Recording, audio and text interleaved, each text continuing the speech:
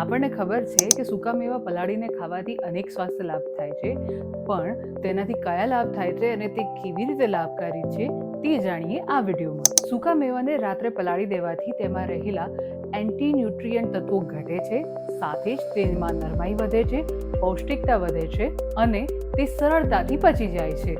જ્યારે સૂકા મેવાને આખી રાત પલાળી રાખવામાં આવે છે ત્યારે બીજા દિવસે ખાલી પેટે તેને ખાવાથી તેમાં રહેલું હાઈ ફાઈબર બ્લડ શુગર સ્પાઇકને ઓછું કરે છે.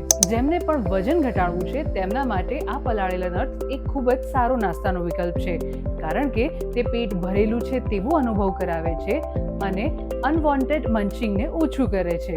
સૂકા મેવામાં ઓમેગા-3 ફેટી એસિડ અને એન્ટીઓક્સિડન્ટ હોય છે, જે આપણા હૃદય અને ત્વચા માટે ખૂબ જ સારા છે. પલાળેલા સૂકા મેવામાં ફાઈબરનું પ્રમાણ વધારે હોય છે, આથી તે પાચનમાં તો મદદ કરે જ છે, સાથે જ કબજિયાતને ઓછી કરવામાં પણ મદદ કરે છે. જો કે સૂકા મેવાના આટલા બધા સ્વાસ્થ્ય લાભ હોવા છતાં પણ ન્યુટ્રિશનિસ્ટ તેને પ્રમાણમાં ખાવાની સલાહ આપે છે.